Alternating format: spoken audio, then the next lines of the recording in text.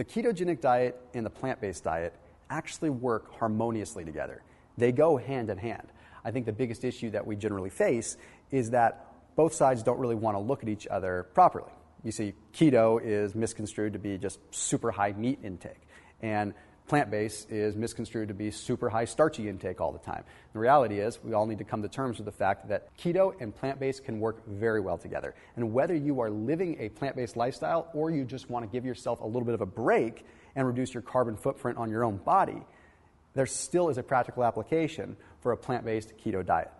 You are tuned in to the internet's leading performance, nutrition, and fat loss channel. Everything that you could imagine from the side of keto, fasting, and everything in between. New videos coming out every single Tuesday, Friday, and Sunday at 7 a.m. Pacific time, so make sure you're keeping it locked in here. So in this video, we're going to break down why the keto diet works so well for plant-based dieters, but also some of the things that you can do if you're willing to give it a shot. So even if you're not plant-based, I encourage you to give this a shot because it's going to help you out. So when we first look at doing the keto diet from a plant-based perspective, we have to address the main issues that plant-based dieters usually face to begin with. Okay, the first one that's the most common is where are they going to get their protein? Okay, now people that are on a plant-based diet probably get very tired of hearing this, right? I mean, people ask them, where do you get your protein? Of course, you can combine certain amino acid profiles and get complete proteins. Everything is fine. But when you're on keto, that becomes somewhat of an issue because you can't really combine some of the starches or carbohydrates that you would normally combine to create protein. So I have some solutions for you there. So I'll talk about that in this video. But one of the big ones I want to talk about is where you get your fats. You see, believe it or not, one of the bigger issues, in fact, bigger than the protein issue, is the fat issue. Because unfortunately, a lot of plant-based dieters end up having a lot of omega-6s in their diet.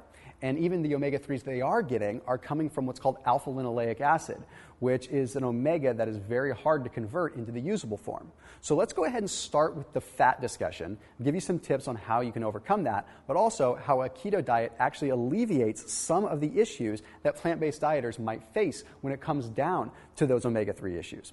You see, alpha-linoleic acid is an omega-3 that we get from plants. We're usually going to see it in flax and chia and stuff like this. These are obviously seeds that we see heavily in a plant-based diet. They're great for you. They have some of their own issues with phytates, but that's a story for another day, and it's not a huge deal right now. But what ends up happening is this ALA goes into the body, and it reacts with different enzymes and eventually turns into what's called eicosapentaenoic acid, which is EPA, and docosahexaenoic acid, which is DHA. EPA is used more throughout the inflammation system in your body, like anti-inflammatory systems, for your heart, for your circulation, whereas DHA, docosahexaenoic, is more for your brain. So what ends up happening is we end up having about a 1 to 2% conversion process of ALA into those usable forms of omega-3s in the body. So it doesn't convert very well. That's the hard part. And it's even less for docosahexaenoic. So that means that we're really struggling. And what we've found with recent studies is that the higher the omega-6 profile, the lower that conversion is. So what I mean by all this is that when you're on a plant-based diet, it's very easy to consume a lot of omega-6s. So you're consuming grains, you're consuming starches, you're consuming things that are naturally high in omega-6s, which make it quite difficult to utilize the omega-3s. Because what we're saying, because the studies are showing if you have high levels of omega-6s, the body has an even tougher time converting ALA into a usable form.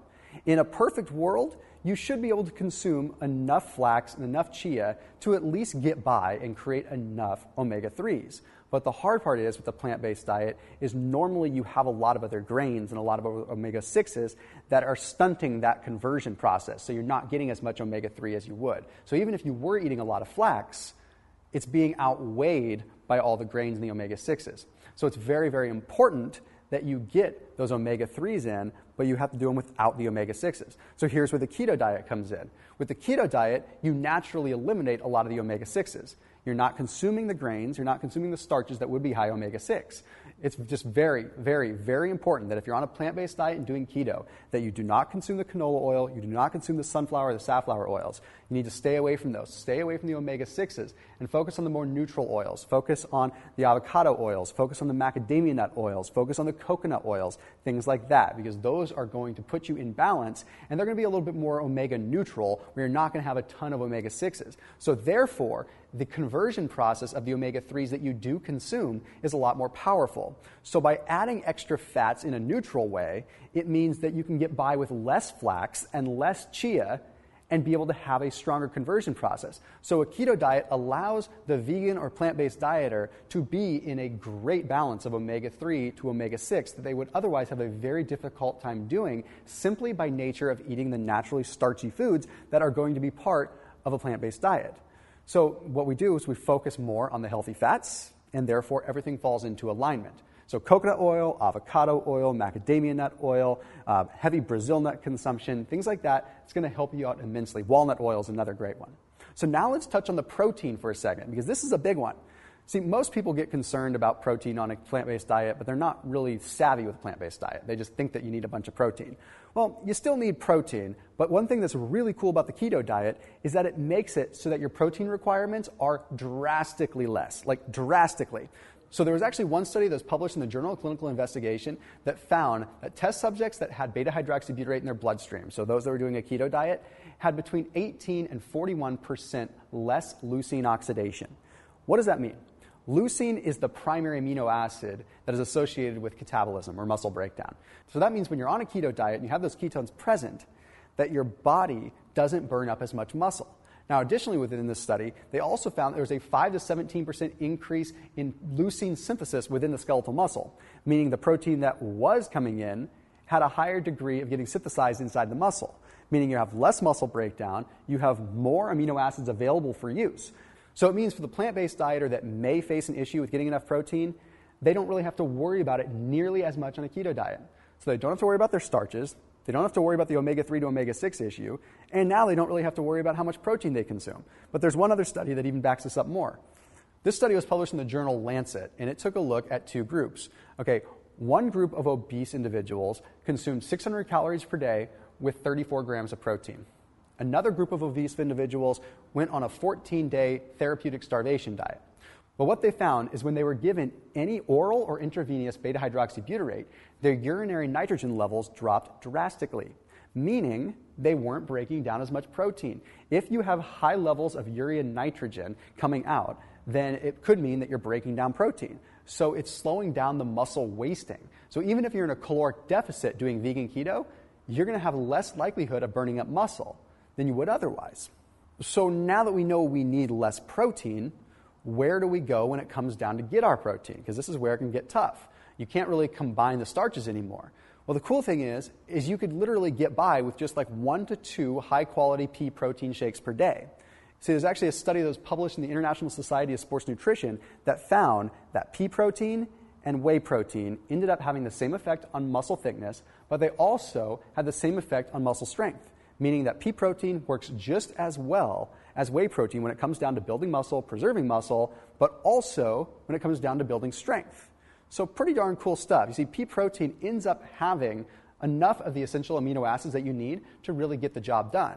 But also, pea protein is manufactured in a way where it's a mechanical process that leaves the soluble fiber still intact. Now, when you look at whey and everything like that, it's going through a chemical separation process. So obviously, I'm not a big fan of whey to begin with, but when you look at pea protein, you're really at an advantage. Now, there's one other cool thing that happens with pea protein, and that's an increase in what are called galacto-oligosaccharides. Galacto-oligosaccharides are a prebiotic fiber, so you actually get a digestive benefit with using pea protein as well.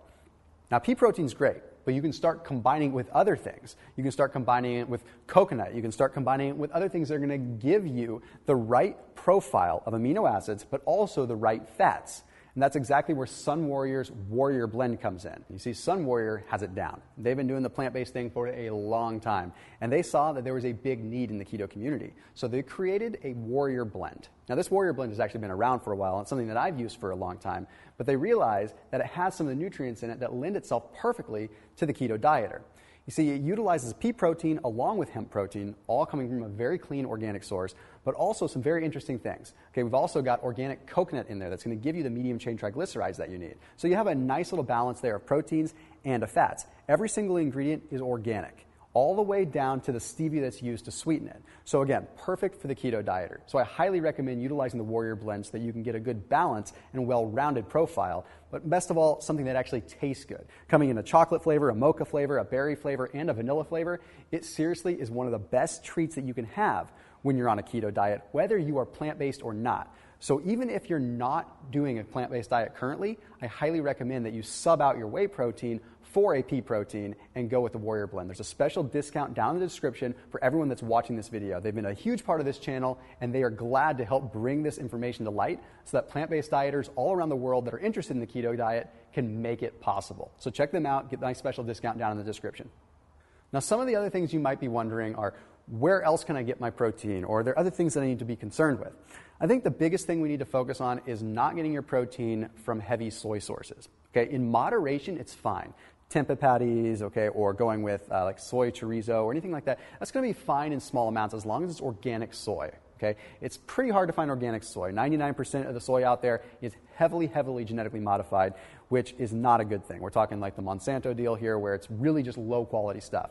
Organic soy is going to be a little bit better. You're not going to have as much of the phytoestrogen effect, but generally soy is going to be very hard on your estrogen system. It's going to increase the activity of estrogen receptors, so you have a higher degree of estrogen imbalance in the body, especially for men. So you want to limit your soy to about 1 serving every day or 1 serving every 2 days, and really aim for the pea protein whenever possible.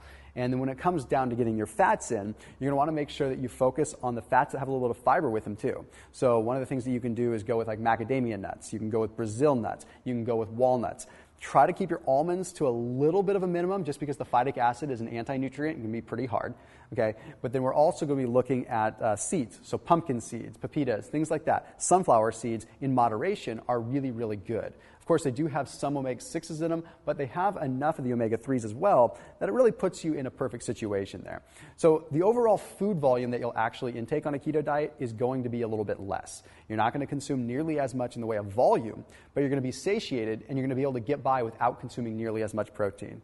Now, one of the things that I've talked about doing is doing an actual vegan keto diet for a couple of weeks myself, just to prove that it can be done. So I'm curious, in the comments below, let me know if you think that's something that you'd like to see. If you'd like me to do some data, do some testing, and see where I end up if I go 2 weeks on a keto diet as a plant-based dieter. I think it'd be an interesting test, and it'd be an interesting way to prove that it can be done in a very easy way. So as always, make sure you're keeping it locked in here on my channel, and thank you guys very much for being a part of this. And huge thank you again to Sun Warrior for offering up such a special deal for all those that are interested in at least trying a good plant-based protein. See you in the next video.